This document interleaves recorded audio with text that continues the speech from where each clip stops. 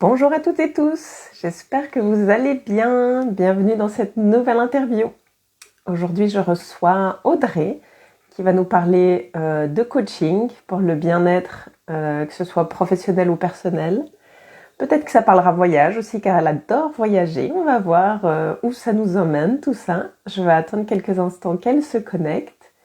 Pour ceux qui sont en direct, comme à chaque fois, si vous avez des questions, vous pouvez les mettre en commentaire. Si vous regardez en replay, vous pouvez aussi mettre en commentaire si vous avez des questions. Veillez alors à nous taguer pour qu'on puisse y répondre. Voilà, Audrey se connecte. Je vais attendre quelques instants que la connexion se fasse, qu'elle demande à rejoindre le live. Il faut toujours quelques instants au début, comme à chaque fois. Est-ce que tu trouves le bouton, Audrey ?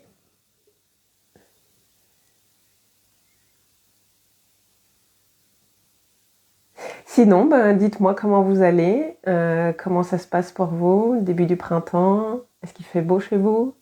Est-ce qu'il y a des grêles comme ça arrive parfois ici en Belgique?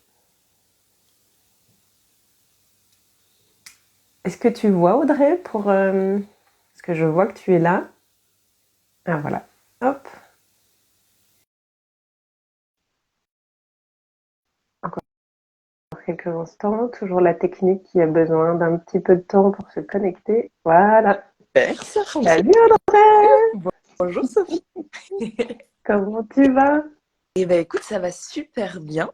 Je m'excuse du petit retard parce que j'ai essayé de rejoindre par l'ordi. Tu vois, c'était pas visiblement possible. Donc me voilà sur Ok. Pas de souci, écoute, j'ai brodé en attendant, quand c'est comme ça. le parfait. Comment vas-tu? Très bien, et toi? Écoute, hyper contente d'être avec toi et de te parler et de papoter. Oui, Donc, bah oui, ça fait un petit moment là en plus, donc mais bon, on se voit bientôt. on se voit bientôt, il me semble. Ouais. Exactement. Donc c'est chouette. Alors dis-moi Audrey, est-ce que tu peux te présenter pour les gens qui ne te connaissent pas? Bien sûr. C'est toujours un exercice que je trouve intéressant et pas toujours évident. Donc, Audrey, j'ai 31 ans. Je suis donc coach donc en reconversion personnelle et professionnelle. Coach, je pense que ça parlera peut-être à certaines personnes et peut-être à d'autres non. C'est pas un terme que j'aime utiliser. Je pense que c'est un terme générique, mais j'accompagne les personnes tout simplement dans un processus de reconnexion à soi. Donc un processus de reconnexion à soi à titre personnel et aussi bien sûr professionnel. Donc dans un processus d'accompagnement de 6 mois, je suis avec une personne en individuel et l'idée c'est d'aller donc se reconnecter à la personne. Donc j'ai plein d'exercices autour de une boîte à outils autour de ça, donc pour apprendre à mieux se connaître, mieux se comprendre, pour ensuite faire des choix qui nous ressemblent vraiment, pas des choix qui sont liés à l'extérieur ou à quelque chose qui nous serait imposé. Et l'idée, c'est donc de pouvoir créer une activité professionnelle ou de se reconvertir professionnellement pour avoir une activité qui est adaptée à nous, dans laquelle on est bien, dans laquelle on est épanoui et surtout où il n'y a pas cette suradaptation euh, qui est à mon sens essentielle. Je pense que c'est essentiel qu'on se sente à notre juste place dans notre métier. Donc voilà dans les grandes lignes ce que je fais. Super, et ça doit être utile à plein de monde. Là, j'étais en train de penser, justement, tous les gens qui y sont ou ont été en burn-out, ça peut être quelque chose de très utile, justement, et je sais de quoi je parle. Bonjour à alors, Iggy and Co-Family. Je ne sais pas le prénom du coup. Si vous avez des questions, vous pouvez les mettre dans le chat. Et qu'est-ce qui t'a donné envie de te former, je veux dire, à tous tes outils, justement, tu vois, ta boîte à outils et à vouloir accompagner les gens, tu vois, à se reconnecter à eux, à retrouver l'épanouissement personnel, professionnel? C'est une excellente question. Tu me parlais du burn-out justement quelques secondes auparavant. C'est quelque chose qui concerne beaucoup de personnes. Et donc, pour reprendre mon cheminement personnel, je me suis jamais vraiment posé la question de ce que de ce que je voulais faire. Donc j'ai eu la sensation de, peut-être comme beaucoup de personnes, de suivre un cursus assez généraliste. Donc je suis allée à l'université pour apprendre le droit. J'ai adoré ça. C'était vraiment des études qui m'ont plu.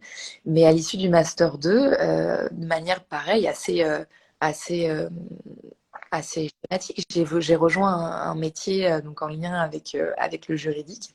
Et donc j'ai rejoint une grande entreprise.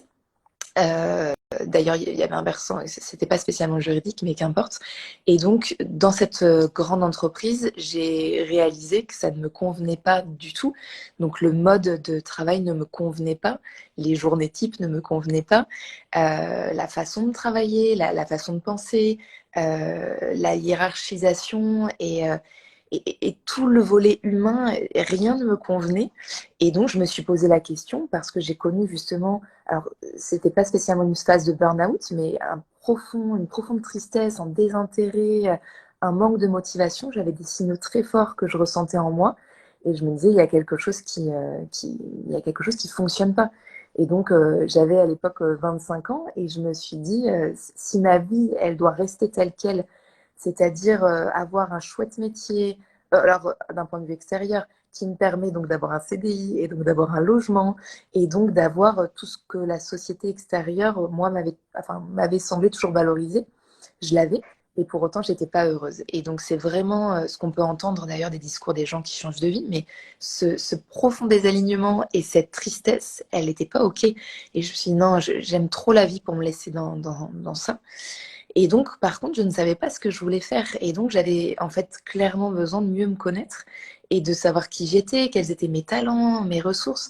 Je pense que ça, on ne l'apprend pas assez à l'école, clairement. Pour moi, il y a une des grosses lacunes à ces endroits-là.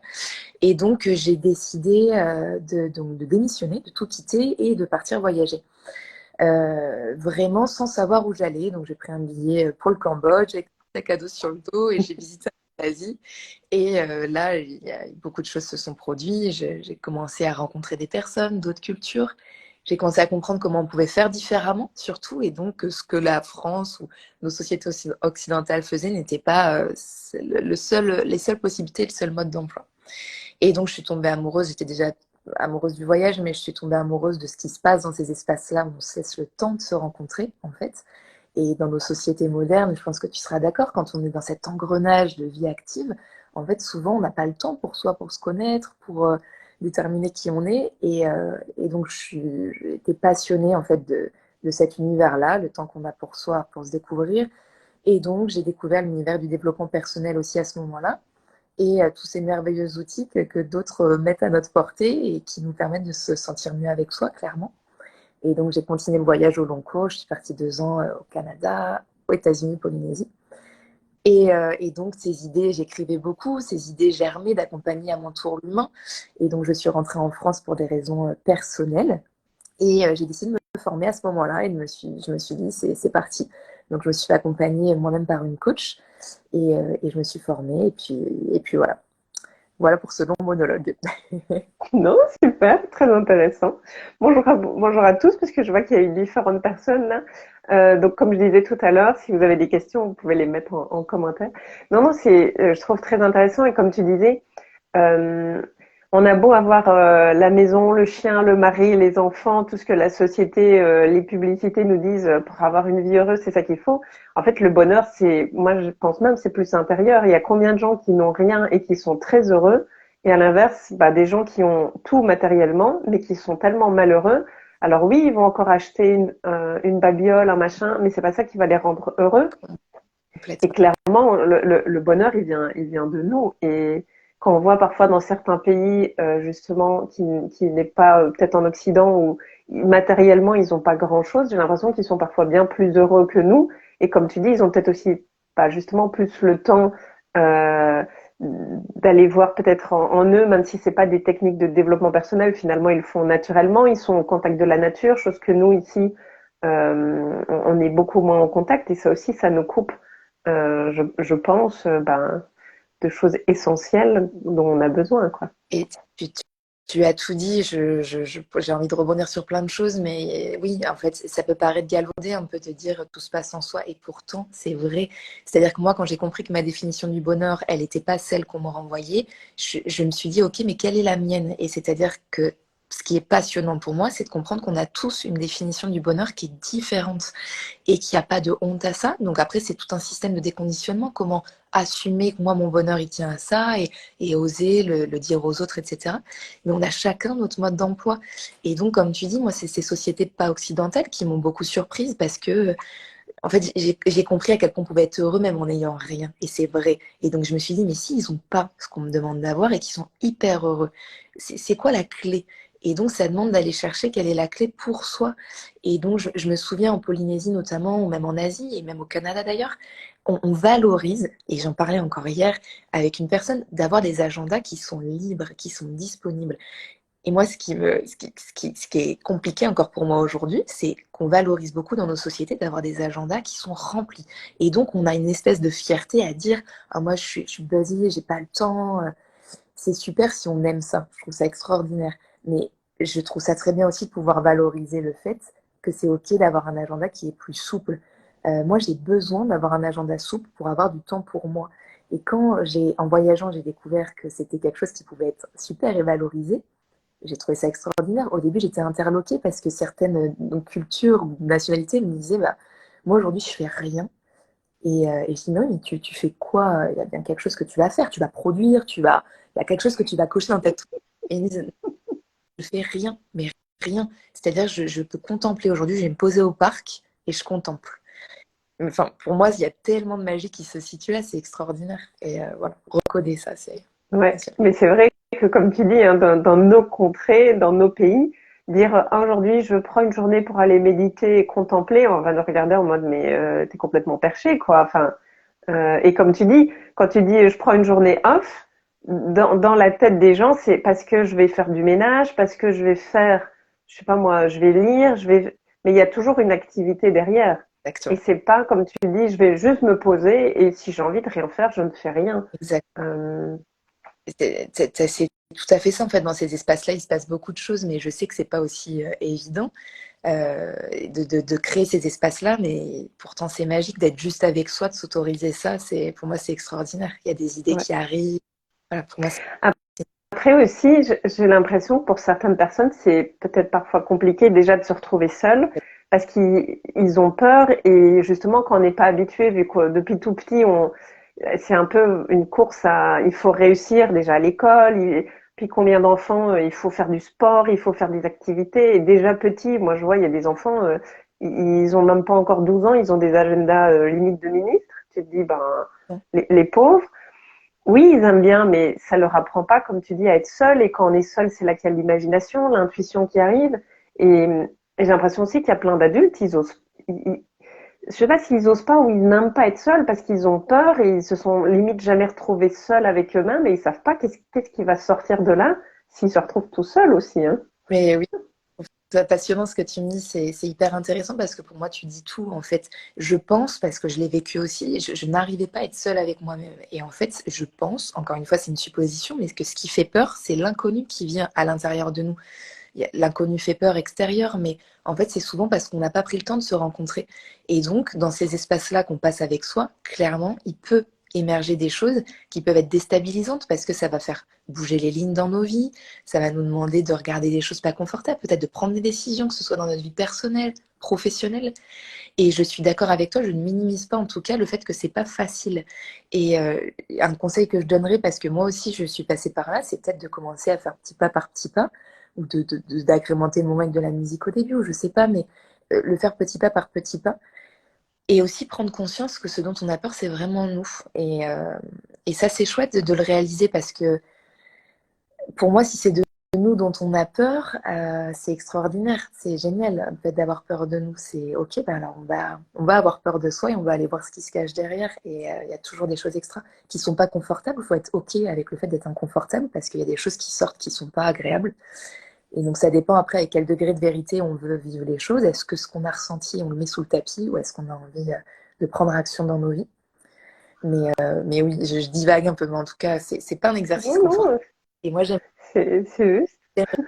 que dans nos, bah, j'en parlais là aussi encore hier avec une autre personne, mais je voudrais qu'en tant qu'adulte, on prenne aussi nos responsabilités vis-à-vis de la jeunesse, des enfants, et d'être, tu sais, comme un porte-parole de ça. Moi, avec les enfants que j'ai autour de moi, ou les ados, et même d'ailleurs les adultes, les amis, je le dis ça. N'hésitez pas à ralentir, à prendre du temps pour vous. Et je pense que c'est important de diffuser ces graines-là, parce que moi, ce que je ressens, c'est que souvent les gens ont un peu honte. Alors, ils ont la peur, bien sûr, de ces espaces-là, on est seul avec soi, mais parfois aussi un peu la honte de, bah oui, mais on m'a jamais appris, on n'a jamais valorisé ça, du coup, je vais rien faire. Et alors, dans d'autres cultures, encore une fois, c'est hyper valorisé. Donc, je pense que c'est à nous, notre responsabilité aussi, de diffuser Ouais. ce message. Comme tu Et c'est marrant que tu dis ça, mais un de mes rêves, parce que j'en ai quand même plusieurs, ça l'adores. serait, tu vois, un jour de pouvoir justement créer des écoles que j'ai envie d'appeler magiques, mais où justement on apprendrait aux enfants et aux adultes, parce que du coup, bah oui, comme tu dis, les adultes aussi, ils n'y arrivent pas. Justement, où ça serait une école où, ok, on apprend français, maths bien, mais où on apprendrait bah, la méditation. On apprendrait par exemple, il y aurait du yoga, il y aurait quelqu'un qui serait là spécialisé avec les talents, les valeurs, pour aussi diriger, parce que là, souvent, les enfants, c'est un cursus pour tout le monde, mais ça convient clairement pas à tout le monde. Les enfants plus créatifs qui ont besoin de manuels, bah, c'est pas en étant assis sur leur chaise.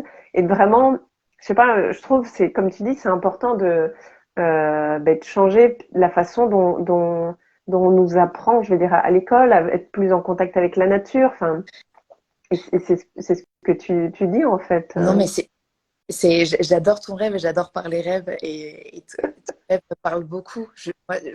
Je crois, j'espère, mais je suis quelqu'un qui croit. Je sais que ça va arriver, ce type d'école d'ailleurs, je t'encourage tellement dans ce projet-là parce que pour moi, c'est un besoin, c'est une nécessité. C'est-à-dire que comme tu le dis très justement, en fait, on est tous différents. Et c'est ce qui me plaît aussi dans mes accompagnements, c'est de permettre à la personne de se reconnecter à qui elle est. Et à l'école, il y a plein de raisons qui expliquent ça, mais on a un processus donc général pour les élèves et donc on n'a pas le temps, etc. Il y a plein de choses qui l'expliquent dans notre système, notamment français, que je déplore d'ailleurs, mais on n'a pas le temps d'individualiser la personne. Et donc, comme tu le dis, il y a des personnes qui vont être plus manuelles. Pour moi, en fait, tout le monde naît intelligent. On est tous intelligents. On a juste des formes donc d'intelligence, des talents, des zones de génie qui sont différentes. Et à l'école, on peut nous faire ressentir qu'on est moins bon, qu'on est moins intelligent, etc. Et j'ai beaucoup été marquée par ça, moi, quand j'étais à l'école. J'étais dans la catégorie bonne élève, donc je dirais que j'ai pas souffert du côté où voilà, je devais redoubler, etc. Mais j'avais des amis, des copains à l'école qui souffraient, mais vraiment de ça, qui développaient des phobies scolaires, etc. Juste parce que on n'avait pas compris, enfin l'adulte n'avait pas compris quel était son mode de fonctionnement.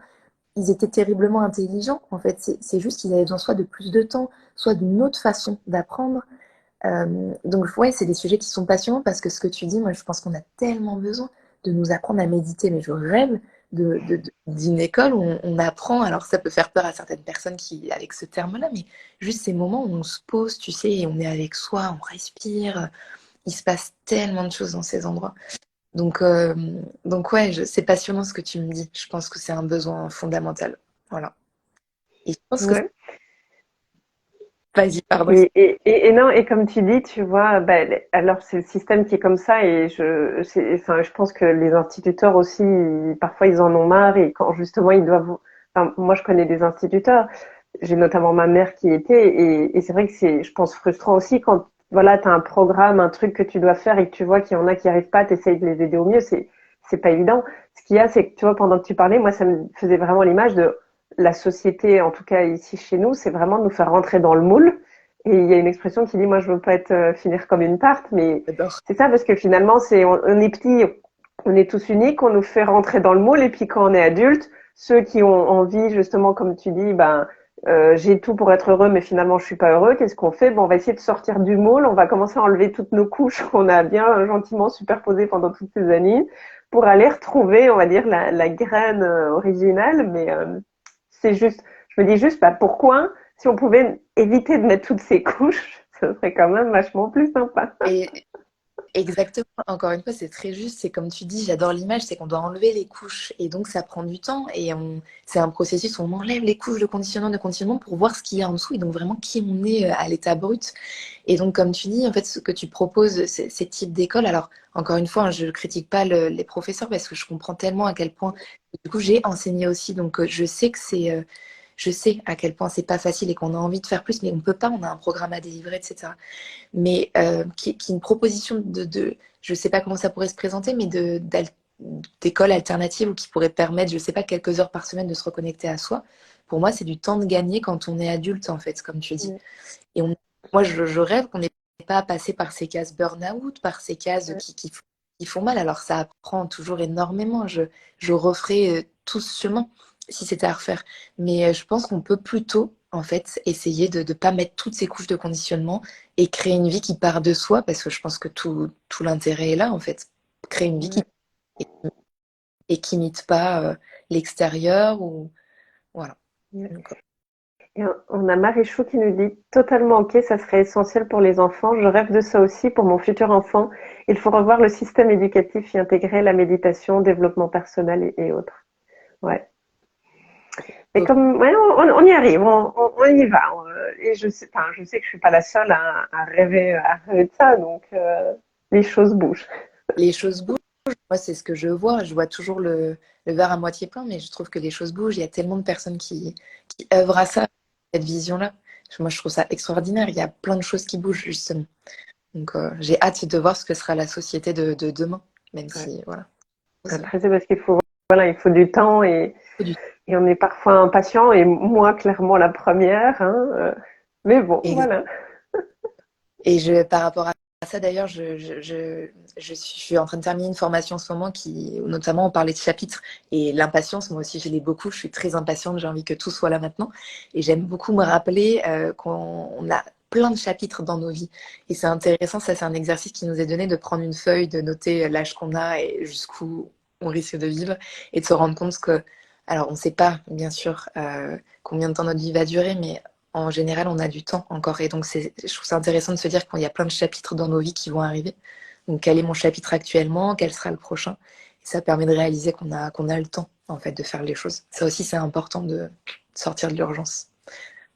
Oui, et puis ce côté, je pense, impatient, enfin, je me rends compte, je suis clairement pas la seule, on est nombreux. Je pense ici, comme tu disais tout à l'heure, avec la société où finalement on court tout le temps, l'agenda rempli et tout, c'est un peu, ce qui compte, c'est l'objectif d'être arrivé, le point final.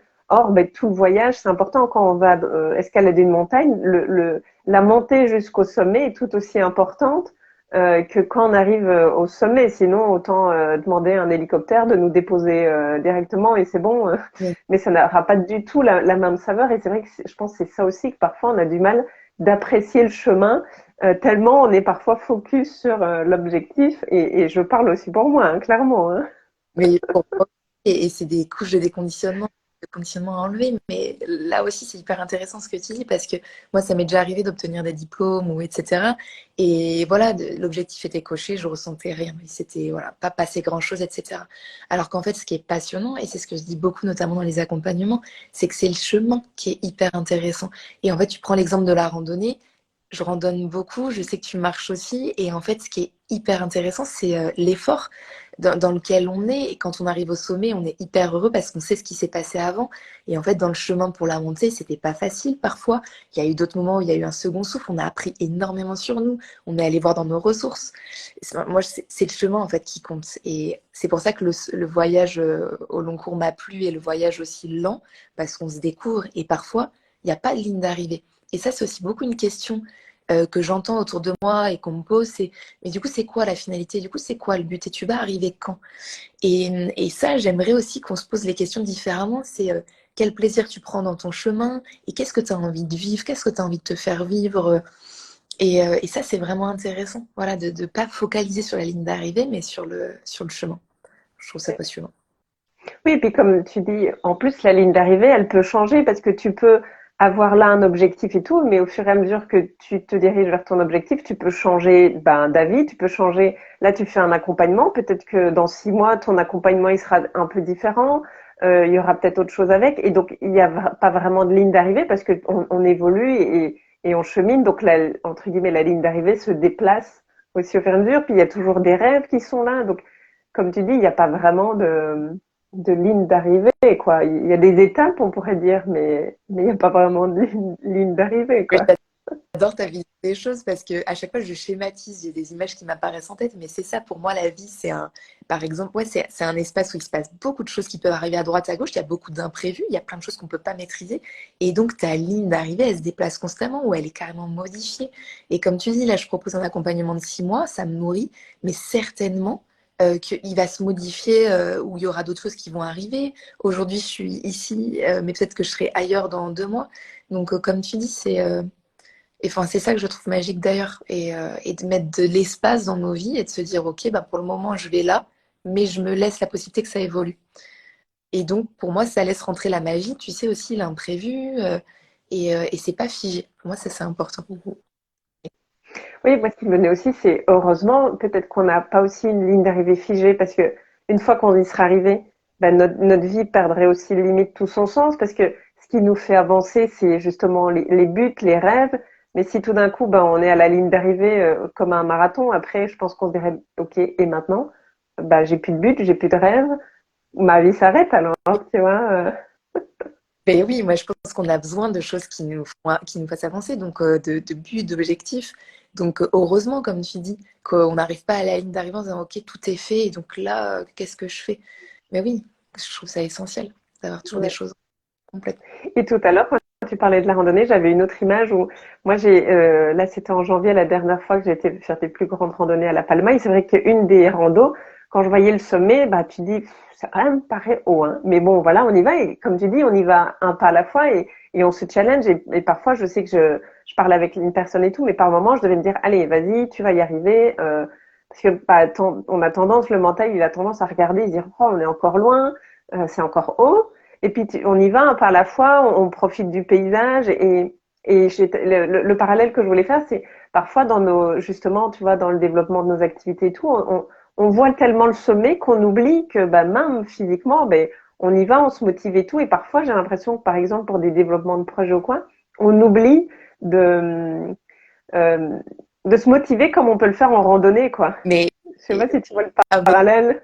le parallèle, je le vois à 2000%. Je suis vraiment passionnée de randonnée depuis qu'on est parti habiter notamment à Vancouver. Et en fait, pour moi, la randonnée, ça a été un de mes plus beaux espaces d'apprentissage. Des fois, enfin, quand on me parlait de randonnée avant, je me disais, oui, tu randonnes, qu'est-ce que c'est ennuyant. En fait, non, ton exemple à La Palma, il est extraordinaire. Moi, je le vis à chaque fois et je l'ai beaucoup vécu au Canada quand on s'engageait dans des randonnées qui étaient difficiles. Tu vois le sommet, moi, ça m'est arrivé de pleurer vraiment en me disant, je n'y arriverai pas et sortez-moi de là, etc. Et en fait, pour moi, c'est un espace initiatique aussi de développement personnel. C'est si on y arrive, il suffit, c'est pas aussi simple, déjà être entouré.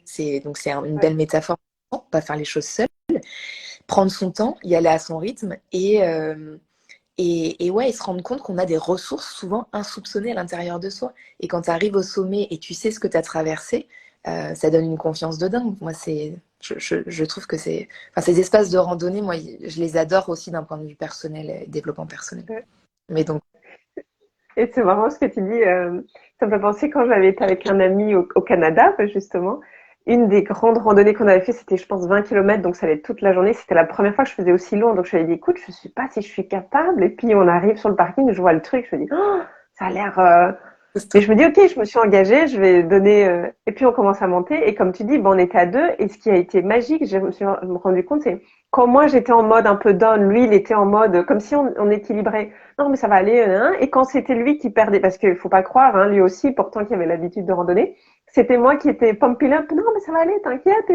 Et je me rappelle, et ça me fait vraiment le parallèle du projet quand on était plus ou moins au-dessus, en fait, on n'était pas encore au-dessus. Alors, t'arrives et puis tu dois redescendre, tu dois remonter. Et je me rappelle, par moments, je disais, ouais, mais c'est chiant, on n'arrête pas de descendre pour remonter 2 secondes après. Franchement, on pouvait pas faire un truc plus horizontal, c'est fatigant. Mais c'est comme la vie, en fait. À un moment, tu as un petit sommet, ben, puis tu redescends, et puis tu vois déjà le sommet après, donc tu continues. Et ouais, la randonnée, en fait, c'est vraiment un beau parallèle avec la vie et nos projets. c'est un parallèle extraordinaire, je trouve, parce que notamment comme tu le dis, quand tu t'engages dans une randonnée, tu sais pas toujours le chemin, tu sais que tu connais pas le chemin normalement si c'est la première fois que tu le fais, et donc tu sais pas comment il sera. Et puis même si tu le connais, il peut avoir plu, y avoir des conséquences extérieures qui font que le chemin est différent. Et donc pour moi, c'est pareil pour l'entrepreneuriat.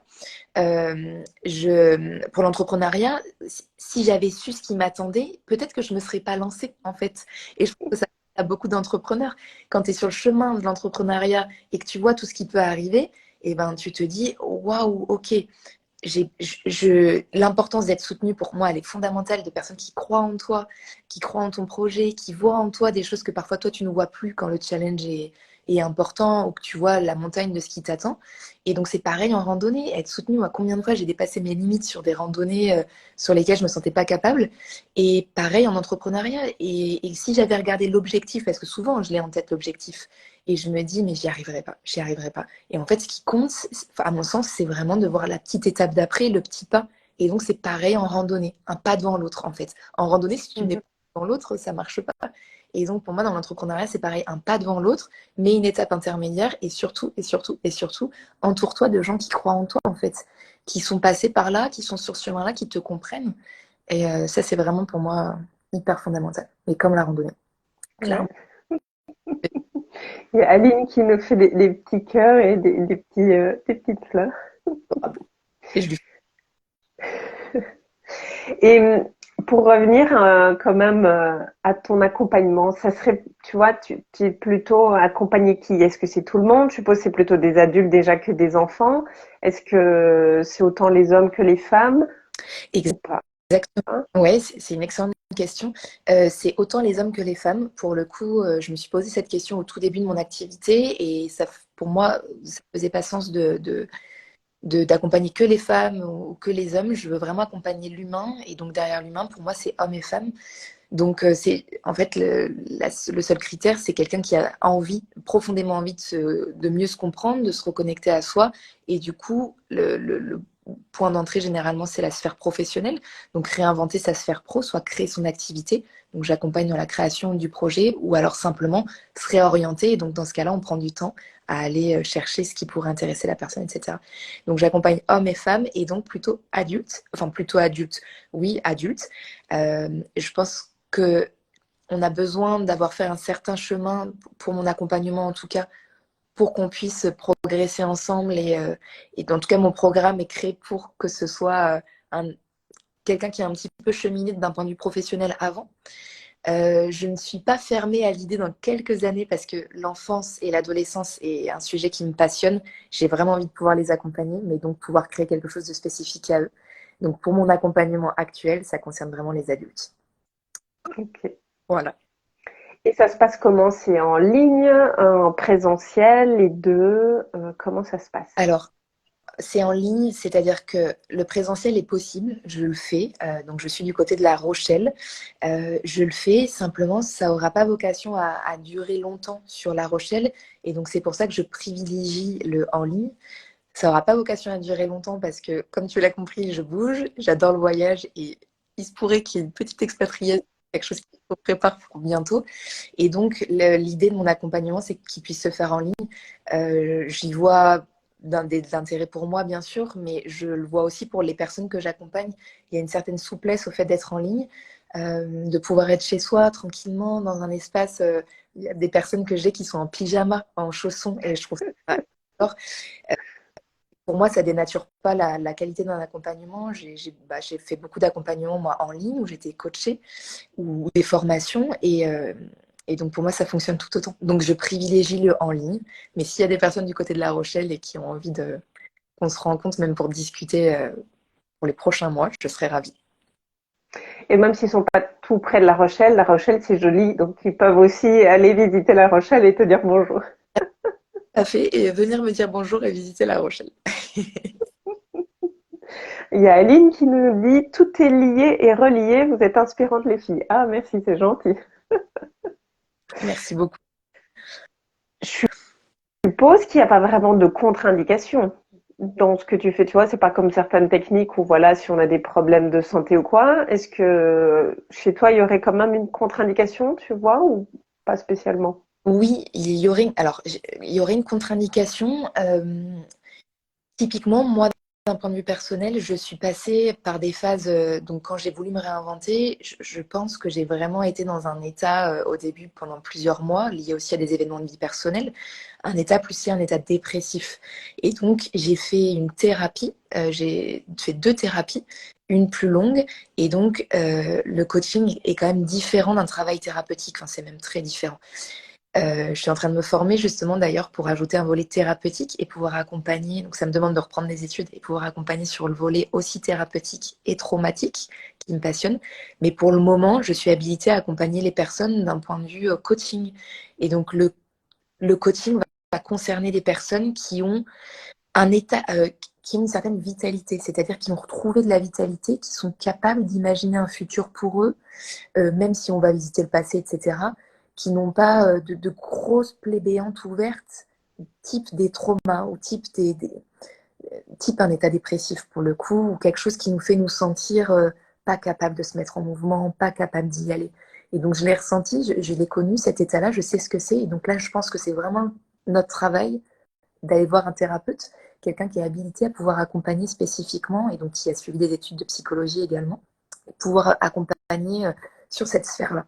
Donc la seule contre-indication que je vois, et c'est de la responsabilité personnelle de la personne, et moi je le verrai dans la séance découverte, mais c'est que la personne est quand même un état suffisamment qui retrouve une certaine vitalité, tu vois, pour pouvoir mettre en œuvre des changements. En fait, mettre en œuvre des changements et être dans l'action, ça demande d'avoir retrouvé un système nerveux apaisé. En fait, tout se passe au niveau du système Et nerveux. là, ça me fait tu vois, vu qu'on compare avec la randonnée, c'est un peu quelqu'un qui voudrait aller faire une randonnée alors qu'il a le pied cassé. C'est peut-être pas l'idéal, quoi. Par exemple, voilà, c'est la même. D'abord, on soigne le pied cassé et après, on peut aller en randonnée. Exactement. C'est ça. Et si tu le fais pas, parce que c'est possible d'aller faire une randonnée avec le pied cassé ou de consulter C'est un une peu coach, compliqué, voilà, et ben, c'est plus douloureux. Donc c'est pas ce que ça va faire mal. c'est plus douloureux en fait, je trouve. Et donc on va plus ramer, etc. Donc je conseille pas. Oui, et c'est plus douloureux et potentiellement, tu peux à un moment devoir t'arrêter parce que ça fait trop mal. Et alors en randonnée, ça serait t'appelles l'hélicoptère et en coaching, c'est tu dois abandonner en plein milieu, mais du coup, tu perds déjà le bénéfice et tu vas être peut-être démotivé à recommencer parce que alors que ça fonctionne super bien, c'est juste que c'était pas le moment, quoi. Exactement. Je suis convaincue de ça. C'est que pour moi, ça ferait pas du bien à la personne. Et moi, si j'avais fait un coaching il y a 3 ans, j'aurais pas du tout eu les bénéfices. En fait, la personne m'aurait aidé à avancer, à être dans l'action, mais moi, je pouvais pas. Donc concrètement, je pense que ça peut faire plus de mal.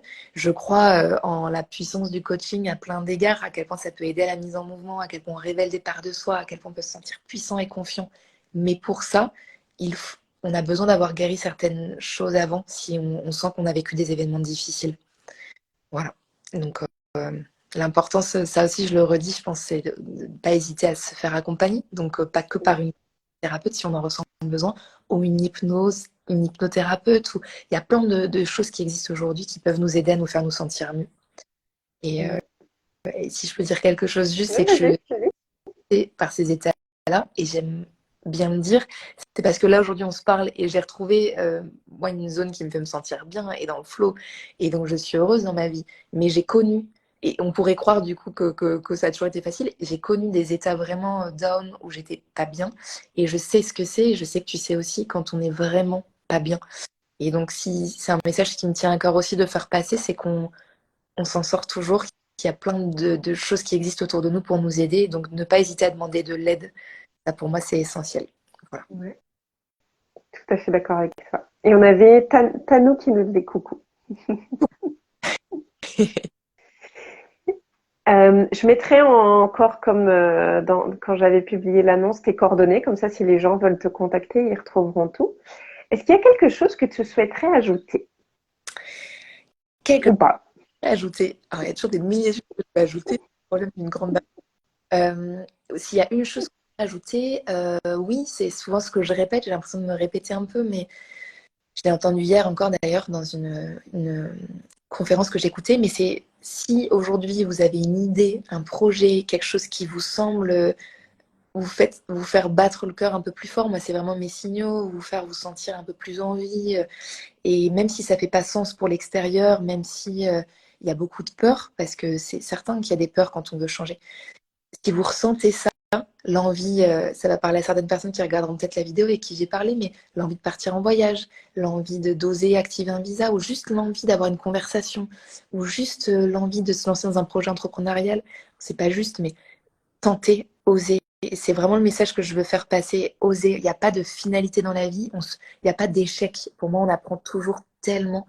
Et donc, le message, c'est ça, oser, juste faire un petit pas et oser rire de nous. Ça, c'est hyper important aussi. Je pense que parfois, on prend trop les choses au sérieux. Et moi, ce qui m'aide parfois, c'est de prendre un peu de recul et de redescendre et de me dire, oh, Audrey, c'est bon, t'es en vie, t'es en pleine santé. Normalement, t'as un poids sur la tête, tente. Et si ça marche pas, bon, t'en rigoleras. Voilà. Ouais. Et dire qu'à faire, mais pour moi, c'est important de se rappeler ça. D'ailleurs, je sais plus, c'est qui dit soit j'apprends, soit je réussis, soit j'apprends. C'était qui disait ça? C'est C'était pas Mandela ou je sais plus, quelque chose. à dire une bêtise, c'est qu'elle est très connue, effectivement, cette citation, mais je n'arrive pas à la remettre exactement, à Enfin, redonner l'autre. Tout à fait. ouais. Et je crois que c'est Mandela, en Ah effet. voilà quoi. Et l'idée, elle est là. Enfin, elle est géniale, cette citation. Enfin, moi, c'est comme ça que je vois les choses, alors qu'avant, j'avais l'impression que si je tentais un truc et que je réussissais pas, ma vie était foutue, alors que non. Il y a plein de Ah, chapitres. on confirme que c'est Mandela. Ouf. Merci pour la confirmation. En tout cas, merci Audrey pour cette super chouette interview où on a quand même parlé un peu voyage, randonnée. Et bah, exactement. Passion, voyage, randonnée, donc ça me va très bien. Et développement personnel, c'est vraiment important, sincèrement. Merci beaucoup. Il y a quelqu'un qui nous dit: «Je l'aime beaucoup cette citation». Ouais. Et la semaine prochaine, on retrouvera Séverine qui nous parlera de soins Rebozo, quelque chose que je ne connais pas, donc ça sera encore une chouette découverte. Pas non plus. Voilà. Merci beaucoup encore, Audrey. C'était vraiment très chouette de discuter avec toi. Je Merci te beaucoup. souhaite une excellente semaine et à vous tous aussi qui écoutez en live ou en replay. Et on se retrouve la semaine prochaine. Exactement. Bonne semaine à tous et merci beaucoup, Sophie, pour ton invitation. C'était vraiment un bonheur de discuter avec toi. Donc, je te Avec dis à plaisir. très Merci à toi aussi. À bientôt. ciao. Salut.